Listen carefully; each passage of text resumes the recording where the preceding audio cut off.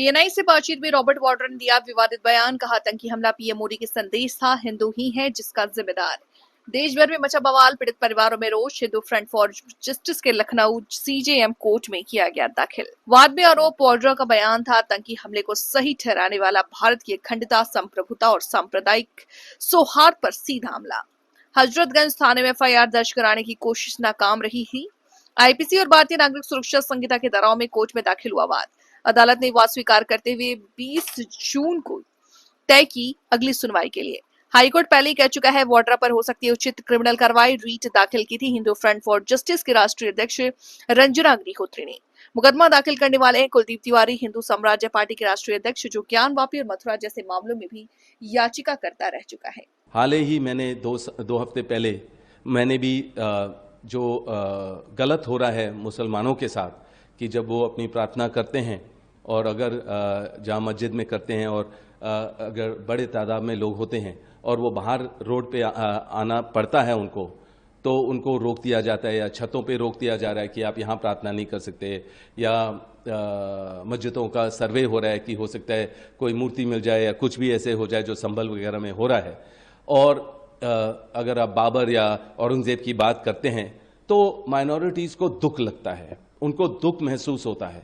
और ये जो इस तरह की ये राजनीति से जुड़ा हुआ संबंध है कि हमेशा ये रोक लगाई जाती है, और धर्म और राजनीति को मेरे ख्याल से ज़रूर अलग होना चाहिए, क्योंकि जब भी ये होगा तो मुझे लगता है कि जो ये गलत आतंकवाद का अटैक हुआ है वो होगा, क्योंकि अगर आप देखेंगे जो सबूत है कि उन्होंने आईडी देखकर उसके बाद उन्होंने चुना किनको उन्होंने मारना है या छोड़ना है, वो कहाँ से होता है? क्योंकि उनको सोच है कि मुसलमानों को दबाया जा रहा है।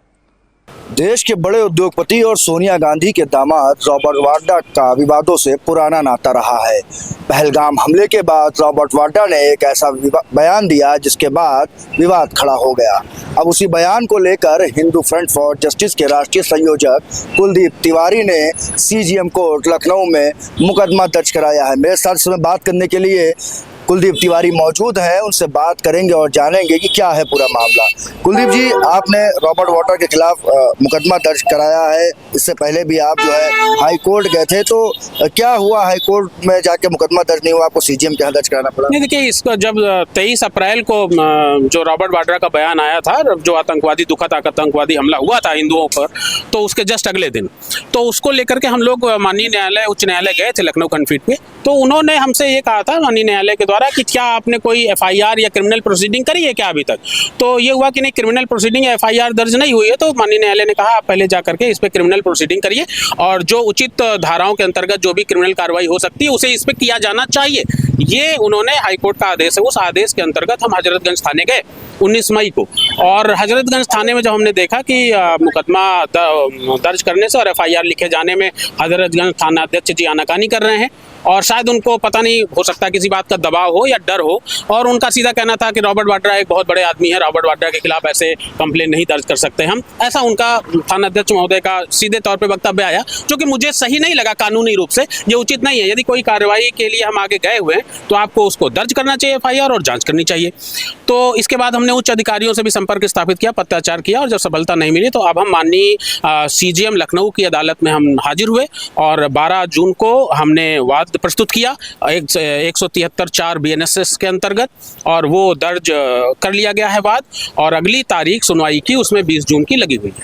क्या लगता है इस मुकदमा दर्ज होने के बाद क्या रॉबर्ट वाड्रा की मुश्किलें बढ़ेंगी, और इस तरीके के बयानात देने का आखिर उनका उद्देश्य क्या रहता है? देखिए, सबसे बड़ी बात यह है कि रॉबर्ट वाड्रा एक भारत के जाने माने चेहरे के रूप में है। रॉबर्ट वाड्रा पे पहले भी कई मुकदमे चल रहे हैं, ईडी की कार्रवाई चल रही है, तो रॉबर्ट वाड्रा की छवि कोई साफ सुथरी छवि नहीं है। लेकिन वो एक भारत में एक सांसद के पति होने के नाते और एक बड़े उद्योगपति होने के नाते रॉबर्ट वाड्रा की जिम्मेदारी बनती है कि किसी भी तरीके की ऐसी कोई कार्रवाई, ऐसा कोई बयान न दें जिससे भारत की कम्युनल हार्मनी डिस्टर्ब हो। रॉबर्ट वाड्रा ने जो बयान दिया, उन्होंने सीधे तौर पर हिंदुओं को इस आतंकवादी हमले का दोषी ठहराया। रॉबर्ट वाड्रा ने कहा कि जो आतंकवादी संगठनों ने ये हमला किया है, तो आतंकवादी संगठनों को ये लगता है कि भारत में हिंदुओं को दबाया जा रहा है, भारत में मुसलमानों को हिंदुओं के द्वारा दबाया जा रहा है और भारत सरकार मुसलमानों के विरुद्ध काम कर रही है और ये मोदी के लिए आतंकवादी संगठनों का स्पष्ट सीधा संदेश है। इसका मतलब कहीं ना कहीं वो अपने बयानों से इस आतंकवादी हमले को जस्टिफाई करने का काम कर रहे थे और मुझे लगता है कि रॉबर्ट वाड्रा का एक सुनियोजित बयान था जो देश की कम्युनल हार्मनी को बिगाड़ सकता था। यदि उस समय हिंदू उत्तेजित हो जाता और यदि हिंदू उस समय जिम्मेदारी का परिचय न देता, देश की भावनाएं बिल्कुल जागृत थी, लोगों के अंदर गुस्सा था, दुख भी था, क्योंकि 27 लोगों को आतंकवादियों ने उनकी आईडी पहचान करके, देख करके, कपड़े उतरवा करके, उनका खतना चेक कर करके मारा था।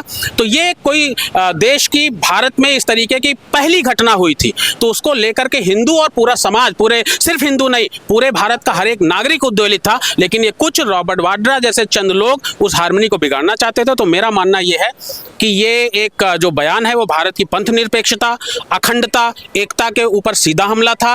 रॉबर्ट वाड्रा ने सीधे तौर पे भारत की जो कम्युनल हार्मनी है उसको बिगाड़ने के लिए षड्यंत्र के अंतर्गत ये बयान दिया था, वरना रॉबर्ट वाड्रा जैसे व्यक्ति को समझदारी का परिचय देना चाहिए था। इसके बावजूद भी रॉबर्ट वाड्रा को कोई दुख नहीं है, उनका कोई स्पष्टीकरण नहीं आया इस बात पे। तो ये एक आपत्तिजनक बात है। मुझे लगता है रॉबर्ट वाड्रा के खिलाफ कार्रवाई होनी चाहिए। रॉबर्ट वाड्रा को आपराधिक मुकदमा दर्ज करके उनके ऊपर और स्पष्ट निर्देश दिए जाने चाहिए कि इस तरीके का बयान किसी भी व्यक्ति के द्वारा भारत में यदि दिया जाता है तो यह स्वीकार्य नहीं होगा, उसको इसकी सजा मिलेगी। तो ये थे हमारे साथ हिंदू फ्रंट फॉर जस्टिस के राष्ट्रीय संयोजक कुलदीप तिवारी, जिन्होंने रॉबर्ट वाड्रा के ऊपर सीजीएम कोर्ट लखनऊ में 173/4 बीएनएस की धारा में मुकदमा दर्ज करवाया है।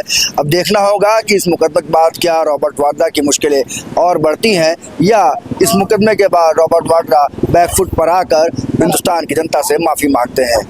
राजधानी लखनऊ से कैमरा पर्सन साकेत के साथ मैं अथर्व रस्तोगी, दैनिक भास्कर के लिए।